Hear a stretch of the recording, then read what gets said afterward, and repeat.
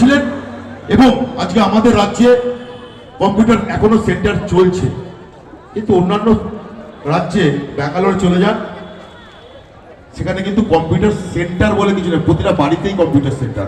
কারণ যারা জন্মাচ্ছে, যখন একটা শিশু জন্মাচ্ছে কিছুদিন পর থেকে তার কম্পিউটার সম্বন্ধে নলেজ হয়ে যাচ্ছে। আমার ভাইপোর বয়স 3 বছর, 3 বছরও নয়, 2.5 বছর। বাড়িতে একটা ডেস্কটপ আছে, বাবার অফিসে কাজ হয়, ও দেখছে কি কম্পিউটারের ওই মাউসটাকে নিয়ে নাড়াচাড়া করছে, কার্সেটটাকে ঘোরাচ্ছে, আঙুল দিয়ে দেখাচ্ছে, মানে ড্রয়িং করার চেষ্টা করছে। এই জায়গা থেকে দাঁড়িয়ে এতটা পিছিয়ে আমরা, আমি একজন ইঞ্জিনিয়ার, আমি এমটেক পাস করা একজন ইঞ্জিনিয়ার, কিন্তু যখন আমি ইঞ্জিনিয়ারিং এ ভর্তি হলাম আমি উপলব্ধি করেছিলাম যে ইংরেজিটা আমাদের কাছে কতটা গুরুত্বপূর্ণ ছিল। অনেক কষ্ট করে আমাকে সেই সময় সেই ইংরেজিটা রপ্ত করতে হয়েছে।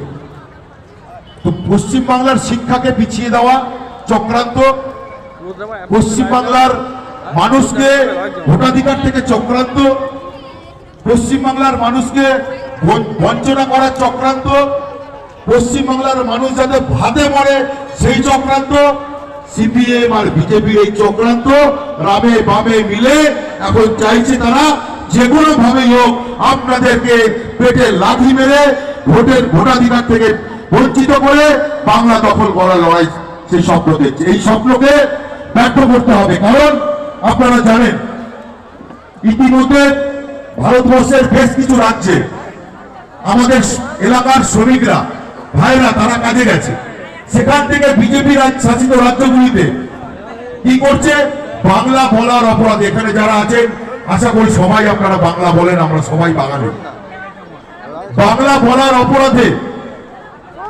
তাদেরকে মেরে পুলিশের থানায় দিচ্ছে, কাউকে বাংলাদেশ বর্ডারে পাঠিয়ে দিচ্ছে। এই ধরনের চক্রান্ত চলছে শুধুমাত্র বাঙালি সত্তাকে, বাঙালিকে ধ্বংস করার জন্য। তাই সমস্ত এখানে অনেক মাইনরিটি সম্প্রদায়ের লোকদেরকেও আমি দেখছি, আমি সকল সম্প্রদায়ের লোকজনরা এখানে উপস্থিত আছেন, আমি সকলকে বলবো এখানে না তৃণমূল, না বিজেপি, না সিপিএম, না কংগ্রেস, বাংলা বাঁচানোর লড়াইয়ে মমতা বন্দ্যোপাধ্যায় নেমেছেন। আজকে বলতে পারবে যে লক্ষ্মী ভান্ডার যারা পায় মমতা বন্দ্যোপাধ্যায় তাদেরকে চিহ্নিত করেছিল যে আপনি বিজেপিকে ভোট দেন, না তৃণমূলকে ভোট দেন, না কংগ্রেসকে ভোট দেন, না সিপিএম কে ভোট দেন, চিহ্নিত করেননি। আজকে যে বারোয়ারি গুলো, যে মহিলা পরিচালিত যে বারোয়ারি দুর্গাপুজো, যাতে করে মায়েদের কাছ থেকে অর্থ খরচ না হয়, মায়েরা যাতে পুরুষ ছেলেদের সাথে যাতে সমান তালে পুজো